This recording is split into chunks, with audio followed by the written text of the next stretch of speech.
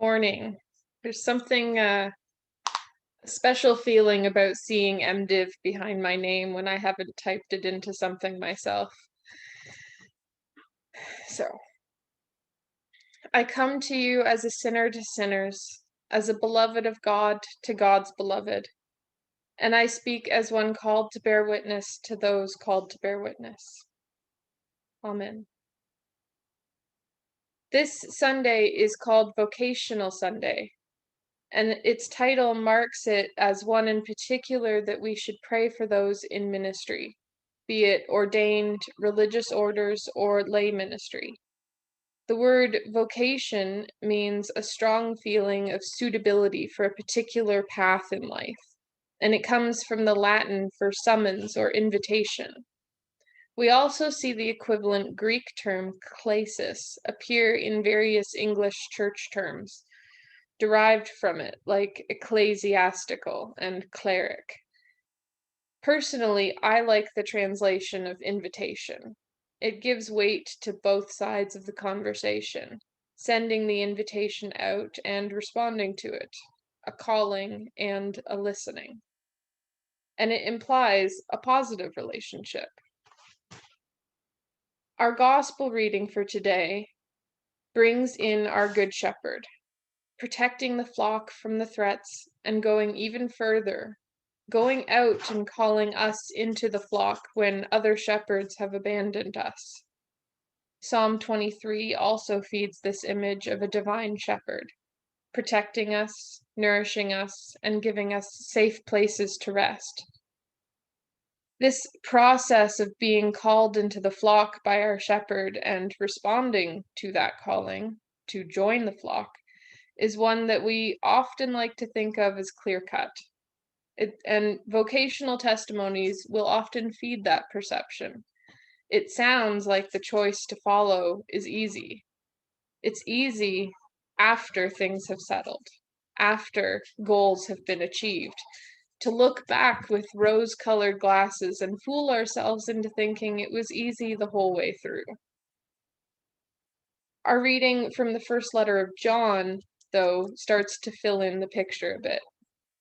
The statement that brings us from the rosy hue to a full technicolor is this: let us love not in word or speech, but in truth and action.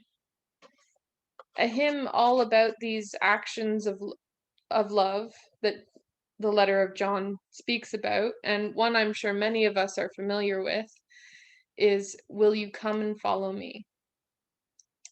This hymn repeats the question of will you, will you, will you, while outlining all the hurdles involved of saying yes. Venturing into the unknown, leaving ourselves behind, caring for cruel and kind alike, and quite possibly one of the hardest questions of them all, will you love the you hide? It's a question that pierces through all of our defenses, deep into our most vulnerable selves. I believe that the you referred to in the hymn is often the you that gets called by God. That part of ourselves is the divine within us. At least I think so.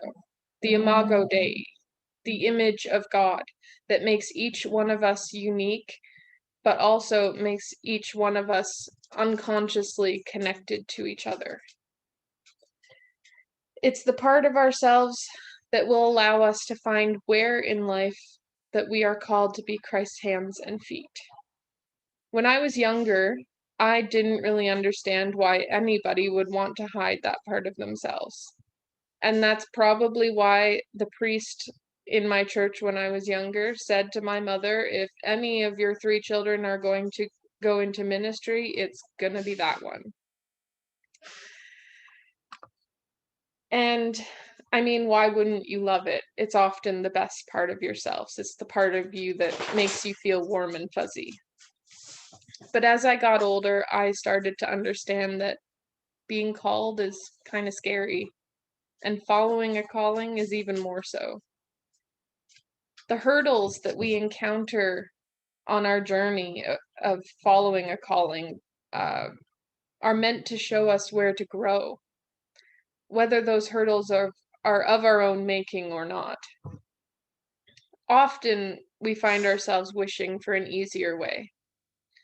But what's that old saying that nothing in life is worth having is ever easy? And yet we resist anyway.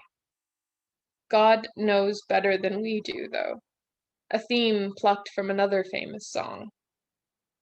And a modification of the famous poem Footprints sheds some light on our resistance. God speaking to the person says, "Where you see only one set of footprints is where I carried you."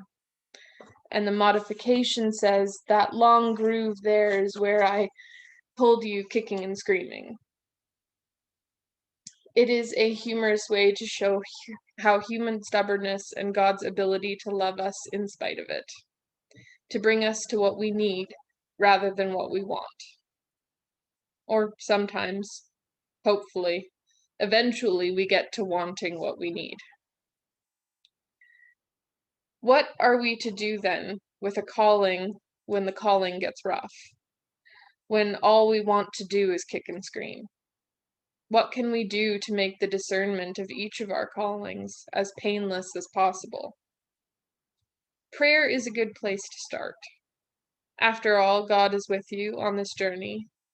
And next on the list is community.